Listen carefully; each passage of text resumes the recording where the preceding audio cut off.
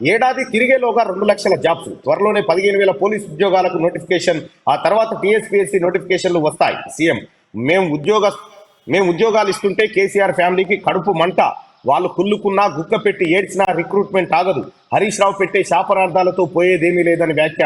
ఆరోగ్య శాఖలో త్వరలో మరో 5,000 పోస్టులు భర్తీ. బట్టి విక్రమార్క స్టాఫ్ నర్సులకు నియామక పత్రాలు అందజేసింది నిన్న తెలంగాణ ప్రభుత్వం. ఎల్బీ స్టేడియంలో పెట్టి దాదాపు 6,000 మందికి అందజేసింది. రాష్ట్రంలో యువతకు తాము ఉద్యోగాలు ఇస్తుంటే కేసీఆర్ కు ఆయన కుటుంబ సభ్యులకు కడుపు మండుతున్నదని సీఎం రేవంత్ రెడ్డి అన్నారు. అధికారంలో ఉన్నన్నాళ్ళు నిరుద్యోగులను కేసీఆర్ కుటుంబం వంచిందని మండిపడ్డారు. వాళ్లకు కడుపు మండినా రిక్రూట్మెంట్ ఆగదని, ఏడాదిలోగా 2 లక్షల ఉద్యోగాలు భర్తీ చేస్తామని ఆయన స్పష్టం చేశారు. ప్రభుత్వ ఉద్యోగాలకు ఎంపికైన స్టాఫ్ నర్సులకు బుధవారం ఎల్బీ స్టేడియంలో సీఎం నియామక పత్రాలు అందజేశారు.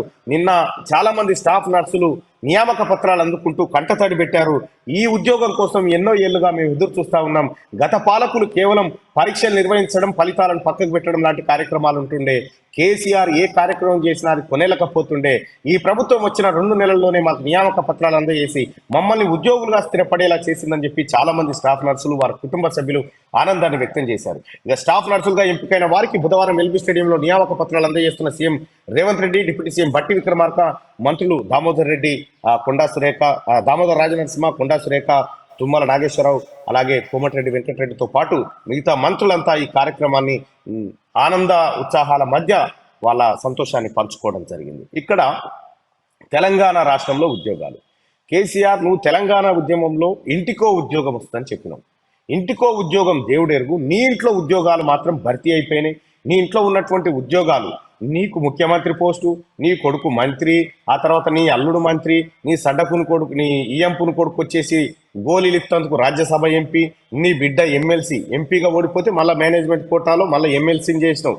ఇట్లా నీ ఇంట్లో ఉద్యోగాలు భర్తీ చేసుకున్నావు తప్ప తెలంగాణ రాష్ట్రం వస్తే మాకు ఉద్యోగాలు వస్తాయని ఎదురు చూసిన ఏ ఒక్క నిరుద్యోగి ఏది ఆనందాన్ని కూడా నువ్వు వాళ్ళ కళలో చూపించలేకపోయినావు. ఇది తెలంగాణ ప్రభుత్వం. ఇప్పుడు ప్రజాపాలన సాగుతా ఉంది.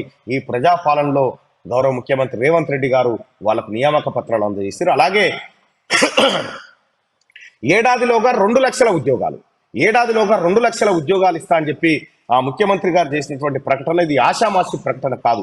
ఇప్పటికే అనేక కార్యాచరణలు రూపొందించారు. పోలీస్ శాఖలో 15,000 ఉద్యోగాలు భర్తీ చేస్తామని ఓ వైపు చెప్తూనే ఇంకోవైపు మెగా డిఎస్సి అంటూ, ఆ తర్వాత గ్రూప్ 1, గ్రూప్ 2 ఇలా అనేక ఉద్యోగాలను ఏడాదిలోగా భర్తీ చేస్తామని ముఖ్యమంత్రి గారు ప్రకటించడం ఇది చాలా శుభసూచకం.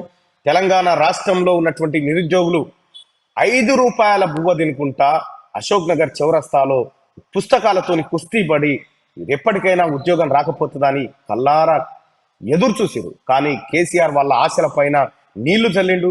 గ్రూప్ 1 పేపర్ను 2 సార్లు లీక్ చేసిండు. ఏఈ ఎగ్జామ్ పేపర్లు అమ్ముకున్నారు. ఈ రకంగా టీఎస్పీఎస్సీ ద్వారా నిర్వహించినటువంటి అన్ని ఎగ్జామ్లను ఆగం చేసిండు కేసీఆర్. కానీ ఇప్పుడున్నటువంటి తెలంగాణ ప్రభుత్వం, కాంగ్రెస్ ప్రభుత్వం ఉద్యోగాల భర్తీ సరే, ఆ రిక్రూట్మెంట్ ప్రక్రియ అప్పుడు ప్రారంభమైనప్పటికీ వాళ్ళ కళ్ళల్లో ఆనందం చూసేటువంటి కార్యక్రమాన్ని మాత్రం తెలంగాణలో ఉన్నటువంటి కాంగ్రెస్ ప్రభుత్వం చేసింది. అలాగే గౌరవ ముఖ్యమంత్రి గారికి ఒక విజ్ఞప్తి సార్.